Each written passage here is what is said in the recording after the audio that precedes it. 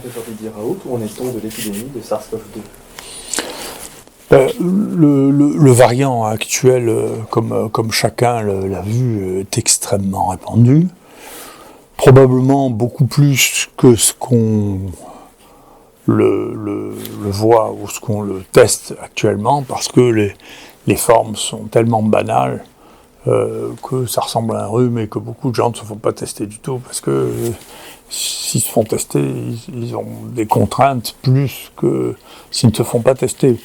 En pratique, ici, les gens qui ont des symptômes éventuels d'infection respiratoire sont positifs presque une fois sur deux, mais les gens qui n'ont rien du tout sont positifs dans 15% des cas. Donc si vous imaginez, si vous testez l'ensemble de la population, du nombre de cas que c'est susceptible de faire, c'est absolument considérable.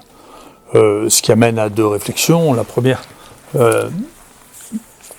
est-ce que quand on meurt et qu'on a le Covid, est-ce que ça a un lien ou est-ce que c'est par hasard ?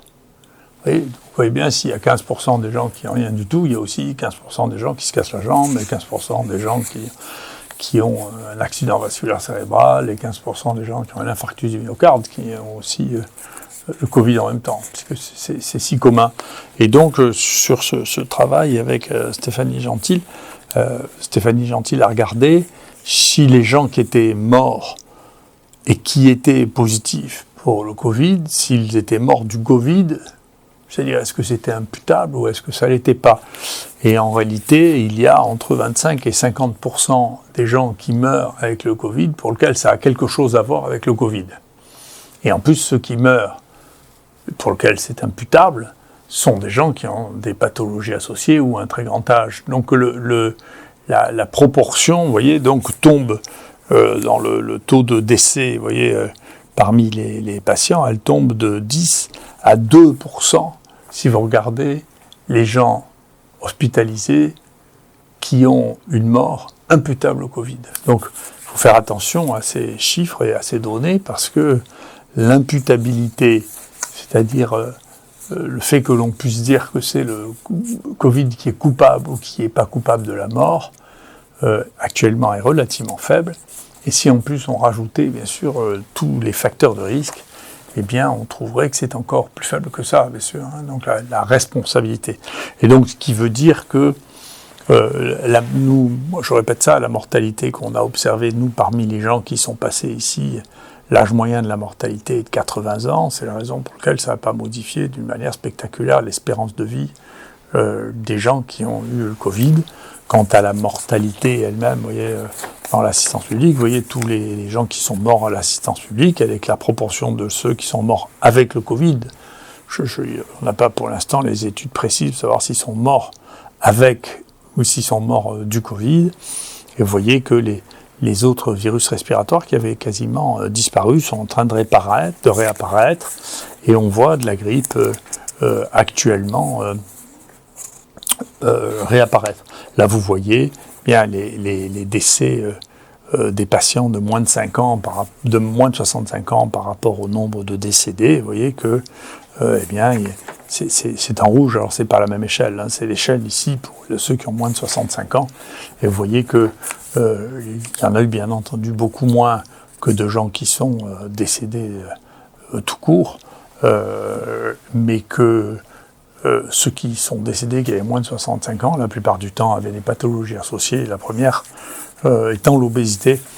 D'une manière étrange, il y a probablement un travail que je voudrais bien qu'on évalue, c'est pourquoi il y a si peu de bronchiteux chroniques qui ont des insuffisances respiratoires chroniques qui sont morts du Covid, alors qu'on pourrait penser qu'ils sont plus sensibles. Et alors, il y a des réponses pour expliquer, pour les gens qui ont l'habitude d'avoir des taux d'oxygène bas, ont des réactions immunitaires qui sont différentes, qui expliquent peut-être qu'ils ont une meilleure résistance, qui n'est pas intuitive. On a l'impression que les gens qui ont toute l'année l'oxygène sur le côté sont plus sensibles, devraient être plus sensibles au Covid que les autres. C'est pas quelque chose qu'on constate dans les facteurs de risque d'une manière spectaculaire. Donc c'est un phénomène qui est intéressant.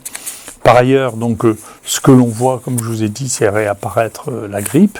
avec une distribution très différente. Ça, c'est les grippes telles qu'on les mesure ici depuis un peu plus de 10 ans, depuis 11 ans. Vous voyez, les épidémies de grippe sont très saisonnières. Hein, et on s'attendait au début à ce que le Covid-19 présente le même type de saisonnalité. Mais cette année, pour bien montrer qu'on ne maîtrise pas très bien la cinétique, l'évolution de ces épidémies, vous voyez, sur ce travail, eh bien, l'épidémie de grippe cette année est très différente, très étrange, puisqu'elle dépasse très très largement le temps habituel de fin de la grippe. On continue à avoir de la grippe maintenant, alors que normalement, à cette époque-là, il n'y en a plus. Je ne sais pas pourquoi, je n'ai jamais bien compris les mécanismes de la saisonnalité dont on pense qu'une partie qui est liée au froid, une partie qui est liée à l'humidité, une partie qui est liée à l'immunité antérieure. Vous voyez que comme il n'y en a pas eu du tout l'année dernière, pour des raisons qu'on ne connaît pas du tout non plus, qu'on ne comprend pas, il est vraisemblable que la population cette année était moins immune aussi, moins immunisée. Je n'ai pas de notion très précise sur la couverture vaccinale pour la grippe cette année, mais globalement, la pression mise sur la vaccination Covid a entraîné des perturbations dans les autres vaccinations traditionnelles. Ce qui a été remarqué aux États-Unis, c'est que le nombre de vaccinés pour les autres vaccins avait diminué pendant cette période-là, parce que le stress porté essentiellement sur le Covid a emmené à des changements d'habitude dans les stratégies vaccinales. Quel bilan tirez-vous de ces 2 dernières années en termes d'épidémiologie, en termes de thérapeutique ? Bon, globalement, si vous voulez, il faut mettre les choses en perspective. Si vous voulez, moi, c'est la première fois que je vois à ce point. J'ai bien vu que tout sujet devient maintenant, entre guillemets, clivant, c'est-à-dire qu'on est obligé d'avoir des opinions simples et d'être d'un côté ou de l'autre. Et dans la médecine, ça prend des tournures qui sont étonnantes, c'est-à-dire que est-ce que les vaccins sont de gauche ou de droite, sont d'un côté ou de l'autre, est-ce que les médicaments sont d'un côté ou de l'autre. Alors, il y a quelques éléments que je vois derrière, mais c'est plus une évolution vers une espèce de simplification de la société due à la simplification des messages médiatiques, due à la simplification des messages politiques, et donc on passe son temps à créer des nouveaux concepts, voire des nouvelles dénominations pour ceux qui sont sceptiques ou ceux qui sont les contestataires. Et donc la contestation, la remise en cause, c'est la base de la science. Et donc on ne peut pas dire que quelqu'un qui n'a pas le même avis que vous scientifiquement est un anti-scientifique, c'est dérisoire. Mais il y a des gens dans les sciences humaines et sociales qui se posent la question de qu'est-ce qui va se passer. Est-ce que maintenant ça va devenir une habitude de lutter contre la contestation du discours dominant ? Est-ce que c'est finalement d'extrême droite d'avoir l'esprit de contradiction, ce qui serait un paradoxe? Moi, je suis la génération 68, on a été des contestataires, c'était plutôt à gauche. Donc, il y a là une évolution de la société sur une interdiction de la contestation qui est quelque chose qui, moi, me paraît très intéressant et qui a un côté inquiétant. Donc, si on regarde les aspects, on l'a vu, hein, quand nous, ici, Mukeli a organisé un congrès de gens qui, scientifiquement, pour la plupart d'entre eux, ont des réputations internationales qui sont incontestées, enfin, qui ne sont pas du tout du même niveau que ceux qui disent c'est pas de la science, c'est des complotistes, quoi. La plupart des gens qui disent ça n'ont jamais fait de science de leur vie. Donc, c'est intéressant de voir que les gens qui n'ont jamais fait de science disent à ceux qui font de la science qu'ils font de l'anti-science ou qu'ils font du complotisme parce qu'ils ne sont pas d'accord avec le discours dominant que les autres répètent sans très bien le comprendre, d'ailleurs, la plupart du temps. Donc il y en a un des complotistes qui est très intéressant, qui est Laurent Tubiana, qui est un vrai épidémiologiste, un vrai, qui fait ça depuis des années, qui a organisé la veille sanitaire sur les infections respiratoires. Donc c'est son métier, c'est un vrai scientifique, c'est pas un interlocuteur de plateau télé. Il a peut-être été, il est peut-être plus, je ne sais pas, je ne regarde pas la télé. Mais il a fait tout un livre dessus pour faut se méfier des titres, hein, là, comme dans les titres de journaux ou les titres d'émissions, mais globalement, c'est un livre très intéressant parce que il a ce côté qu'on a en commun, c'est qu'il aime beaucoup les chiffres, qu'il les regarde et qu'il les manipule pas. Donc, quand vous donnez des chiffres à quelqu'un qui ne supporte pas la contestation, il dit oui, mais, et donc il introduit quelques manières retors de contester les chiffres bruts. Les chiffres bruts, bien entendu, c'est la base des données de réflexion. Il ne faut pas les manipuler avant de... Et donc, il donne ce donné qui est très intéressant, qui dit, voilà, pour les gens qui avaient 64 ans et moins, eh bien, la mortalité n'a pas cessé de diminuer depuis 10 ans, y compris pendant les années Covid. Sans arrêt. Oui, cette ligne-là qu'on voit en bas. Voilà. Et pour ceux qui ont plus de 65 ans, le nombre de morts, ça c'est des données brutes, c'est le nombre de morts. On ne peut pas le trafiquer, ça c'est l'INSEE, c'est le nombre de morts. Moi je regarde ça au moins une fois par semaine, regardez quelle est l'évolution des morts par l'INSEE, et vous voyez que c'est une courbe en dents de scie parce qu'elle dépend, ce sont les gens qui ont plus de 65 ans qui dépendent des accidents, des phénomènes chaotiques que sont les épidémies d'infections respiratoires, la canicule. Ce sont les gens de plus de 65 ans qui ont ce risque. Et c'est ceux qui sont les plus vulnérables, avec bien sûr ceux qui ont une vulnérabilité en dehors de l'âge, et particulièrement là, et de plus en plus les gens qui sont obèses, il y a une baisse de l'espérance de vie qui est relativement corrélée à la proportion d'obèses dans une nation. C'est comme ça que ça se passe. Et bien sûr, le pire, c'est aux États-Unis. Et donc là, si on regarde ces phénomènes-là, c'est bien sûr, dans les gens de plus de 65 ans, il y aura de plus en plus de morts, en particulier dans les années qui viennent, parce que c'est ma génération, la génération des boomers, des gens qui sont nés juste après 45, qui constituent une partie très importante de la population, un boom, un champignon, et que cette population augmentant, eh bien, le nombre de morts va pas... La population en France augmente, et la population des plus de 65 ans augmente de manière très considérable, et donc il y aura de plus en plus de morts là-dedans, parce que de toute manière, on meurt tous à la fin, et quand on regarde la proportion des gens de plus de 65 ans, bien entendu, ils meurent plus. Donc la situation était, attendez, nous avons un problème d'épidémie qui touche et qui a touché et qui touchera, parce que ça reviendra bien sûr, les gens de plus de 65 ans qui constituent la partie la plus fragile de la population, celle-là avec ce qui est nouveau par rapport à il y a 20 ans, c'est les grands obèses qui représentent aussi une proportion qui va grandissante de la population et qui est en danger. Voilà. Donc il y a une vraie lutte à faire en termes de santé publique contre l'obésité, une vraie de vraie. Et puis, il faut protéger les plus fragiles, c'est-à-dire les gens qui ont plus de 65 ans. Et ça veut dire que ceux qu'il faut vacciner en priorité, c'est les gens qui ont plus de 60 ans. Il faut aller les chercher, il faut avoir une politique active, d'accord, pour aller chercher les gens qui sont à risque pour les vacciner, même si la vaccination n'a pas un effet très spectaculaire. Il y a, semble-t-il, une action sur la mortalité, mais sur la mortalité des gens qui meurent, pas d'action sur la mortalité des gens qui ne meurent pas. Donc bien alors, il y a quelque chose qui m'échappe. Donc vous voyez bien, les gens qui meurent, ceux qui ont plus de 65 ans, et donc c'est ceux qu'il faut vacciner en priorité. Et je vois que même maintenant, le Center for Disease Control aux États-Unis, qui n'arrêtait pas d'accélérer les stratégies vaccinales, disent que finalement, pour quatrième booster, pour ceux de plus de 50 ans, bon, il vaut mieux attendre d'avoir peut-être des vaccins qui marchent mieux, parce que quand même, on voit bien que le vaccin n'a pas du tout contrôlé l'épidémie. Il suffit de regarder, moi je regarde ça tous les jours, John Hopkins, Covid, si vous voyez un effet sur la diffusion du virus dans le monde, vous êtes très fort. Et comme la stratégie qui avait été employée, qui était une stratégie comme une autre, qui a été employée par un certain nombre de pays, comme le zéro Covid, c'est-à-dire on empêche les gens qui rentrent, ce qui permettait au moins de retarder l'épidémie, parce qu'on sait que le Covid passe les frontières, et que quand il se fait un mutant à l'autre bout du monde, il faut relativement peu de temps, si les frontières sont ouvertes, pour qu'il arrive dans un autre endroit. Et nous, on a bien vu se succéder les variants, maintenant que tout le monde est d'accord avec moi qu'il y a des variants, qui venaient, qui d'Afrique du Sud, qui d'Angleterre, qui d'Inde, qui de... Voilà.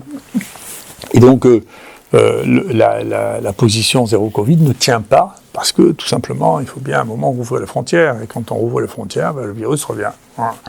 Et donc, on peut plus espérer, c'est ce que nous on pense, c'est ce qu'on voit pour l'instant, donc ça fait longtemps que j'espérais ça, que j'ai fait part de mes espérances, c'est qu'au fur et à mesure que ce virus, que l'on ne connaissait pas, s'accoutume à nous avec ses différents variants, au fur et à mesure, la maladie ressemble de plus en plus à un rhume, comme beaucoup des coronavirus endémiques qu'on connaît depuis des décennies, et devrait, si les choses continuent comme ça, avoir quelque chose qui soit comparable au rhinovirus, c'est-à-dire au virus des rhumes, et donc des virus des rhumes qui, de temps en temps, tuent des gens qui sont très très fragiles aussi, parce que les gens qui sont fragiles, il suffit parfois de pas grand-chose pour qu'ils soient atteints. Donc il y a un vaccin qui peut être utile pour les gens de plus de 65 ans, simplement la durée de protection des boosters actuels contre Omicron est ce qu'elle est. Heureusement, c'est pas très grave Omicron, donc c'est pas dramatique. Mais les derniers travaux montrent que la protection des derniers vaccins utilisables se fait entre 7 jours et 31 jours. Donc ça veut dire si pour être protégé de ça, il faut faire ça tous les mois, c'est un peu compliqué. Alors il semble que ce soit un peu plus long pour les formes graves, pour les formes mortelles, tant mieux. Donc encore une fois, moi je suis d'accord avec ce que je pensais. Les vaccins, sauf à penser éradiquer une maladie, ce qu'on n'a jamais su bien faire pour les virus des infections respiratoires, on n'a jamais éradiqué aucune. Les vaccins, ils sont destinés à protéger ceux qui vont faire des maladies graves. Là, ce vaccin, sa capacité à protéger de l'infection, elle est très, très, très faible.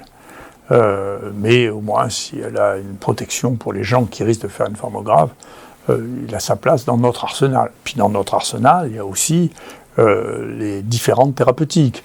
Là aussi, on a le droit, enfin en tout cas moi je prends ce droit, il n'y a pas de tabou sur les stratégies thérapeutiques.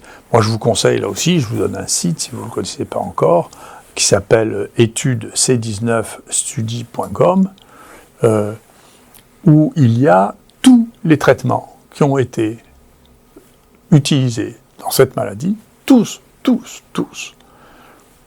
Il n'y a pas de choix, comme dans certaines méta-analyses qui repoussent celles qui ne vont pas dans leur sens.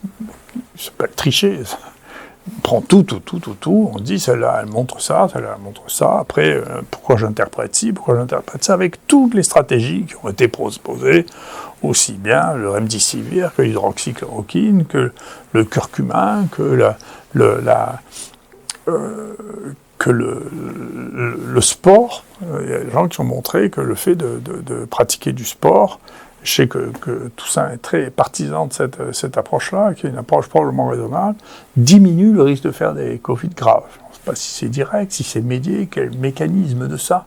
Vous voyez, l'ivermectine, bien sûr, la vitamine D qui joue un rôle aussi.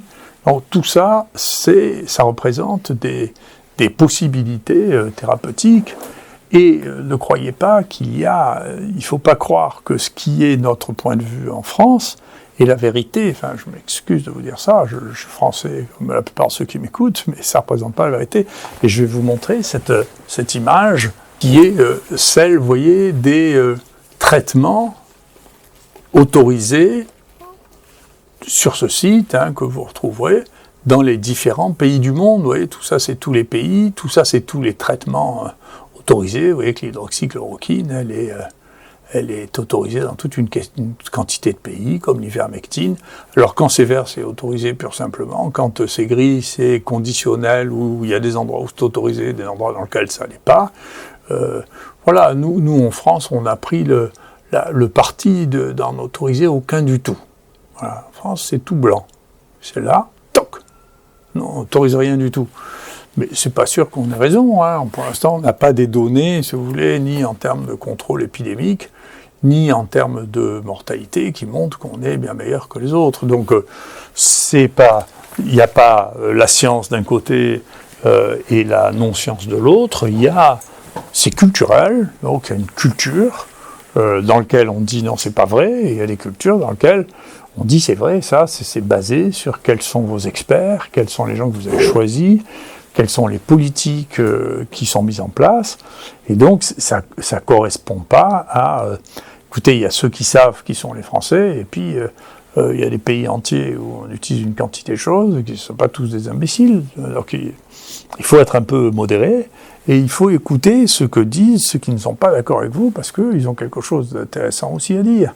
Donc ce qui est frappant, ça a été effectivement cette certitude que les questions étaient simples et réglées, et la vie, en particulier la vie médicale, n'est pas comme ça. Voilà. Et donc je voulais redire, parce que y a des médias qui se répandent en disant des bêtises me concernant, hein. Je n'ai jamais eu, quand je suis passé devant le Conseil de l'Ordre, de reproches qui étaient faits sur ma manière de prescrire, ni sur le fait que j'ai prescrit l'hydroxychloroquine, pas du tout. Les gens ont considéré que je n'avais pas été courtois avec mes collègues, sans les citer d'ailleurs, parce que c'était en réponse au fait que quand même j'ai eu un nombre de calomnies qui ont été mis sur mon compte, qui ont fait que je pensais que c'était excessif et que je devais y répondre. Maintenant, je préfère ne pas y répondre et y répondre par la loi, mais enfin, les procureurs, ils en ont assez qu'on passe notre vie à porter plainte maintenant pour diffamation, parce que c'est embêtant de passer son temps à porter plainte pour diffamation. Voilà, donc en clair, il faut être raisonnable, ce qui est difficile dans des situations où se mélange, ou bien alors vous croyez vraiment que celui qui vous dit les choses avec des données établies, objectives, et sans qu'il y ait le moins d'interférence dans ce qu'il vous dit, et vous êtes ce que vous êtes. Moi, je crois que si vous pensez ça, c'est que vous êtes naïf. Ou bien alors, si vous dites, écoutez, non mais peut-être qu'il y a d'autres raisons, que les gens ont un biais d'analyse ou d'observation pour de multiples raisons, qui peuvent être politiques, qui peuvent être culturelles, qui peuvent être parce que les gens ont l'habitude de travailler sur une autre maladie, qui était par exemple les infections chroniques, qui ne se traitaient pas du tout de la même manière que les infections aiguës, ou parce que les gens étaient investis dans la lutte contre l'hostilité antivaccinale pour d'autres vaccins que ceux-là, y compris des vaccins qui marchaient très bien, qui ne représentent pas de danger, mais on ne peut pas généraliser ce combat à tous les combats des vaccins. Donc tout ça est devenu l'objet de combats simplifiés qui sont contraires à la raison. Et donc je pense qu'il faut revenir à la raison. C'est une maladie qui est dangereuse pour les gens les plus fragiles et les plus âgés, et donc il faut protéger ces gens-là. Ça ne bouleverse pas l'équilibre de l'espérance de vie des pays qui ont une gestion à peu près raisonnable. C'est un bon témoin de l'activité des infrastructures médicales. Quand on a une surmortalité, c'est qu'on a des problèmes de gestion. Donc on voit bien, ici au départ, on a des problèmes de gestion, en dépit du fait que moi, ce que j'écrivais sur la gestion, j'écrivais il y a 20 ans. La possibilité d'apparition d'épidémies, d'infections respiratoires, j'écrivais ça dans mon rapport il y a 20 ans, tout le monde peut le voir, c'est online. Les mesures qu'il faut prendre, qu'il faille un peu avoir de réserve sur les masques, sur les gants, le calme qu'il faut avoir, les messages qu'il faut transmettre aux gens, ne pas manipuler, ne pas manier la panique. Mais moi, je ne dis pas que la panique a été maniée, même volontairement. Je pense que parmi les gens qui ont manipulé ça, et moi j'en suis le témoin, j'ai vu certains des gens qui prenaient ces décisions qui eux-mêmes étaient paniqués. D'accord ? Et donc, cette panique qui a transpiré auprès des uns et des autres est quelque chose qui est dangereux. Et ensuite, l'idée de vouloir faire rentrer dans l'ordre la pensée médicale et scientifique est quelque chose qui est dangereux, il ne faut pas le faire. J'espère que cette crise nous a ramené à avoir une réflexion sur les problèmes d'infrastructure, en particulier le manque dramatique de médecins que nous avons depuis 30 ans, l'organisation des structures. Les structures sont trop grosses pour pouvoir fonctionner de manière normale, la prise en charge des malades à domicile, qui est insuffisante et qui a fait que très rapidement les urgences sont complètement submergées. C'est des vraies questions, donc de diminuer la taille des structures. On sait que plus les structures sont grandes, plus les structures hospitalières sont grandes, moins elles marchent. Et donc, plus les urgences sont complètement débordées, donc tout ça, ça se règle. Et puis, l'entraînement, c'est-à-dire faire que les gens, comme on avait commencé à le faire dans les sites du bioterrorisme, entraîner les gens à une situation de crise, comment on fait, comment on gère, comment on fait les queues, tout ça, c'est des choses qu'on a apprises au fur et à mesure de cette crise et dont il faut faire une partie de notre histoire pour que, face à d'autres situations qui se reproduiront, eh bien, on soit moins désarmé, moins affolé, mieux organisé et plus lucide sur les situations et sur la manière de faire les choses. Voilà.